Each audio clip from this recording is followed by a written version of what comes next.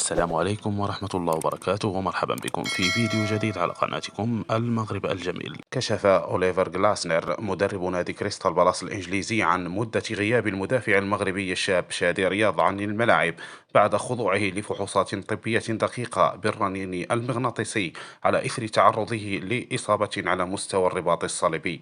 وأوضح مدرب نادي كريستال بالاس في تصريحات صحفية أن شادي رياض سيغيب عن ملاعب لمدة شهرين حتى يتعافى بشكل تام من الإصابة ويستعيد جاهزيته البدنية، وذلك لتفادي تفاقم الإصابة أو تجددها. وكان الإعلام الإنجليزي قد أشار في البداية إلى احتمالية غياب شادي رياض لفترة تصل لستة أشهر، غير أن الفحوصات الطبية الدقيقة أكدت أن مدة الغياب محدودة في شهرين.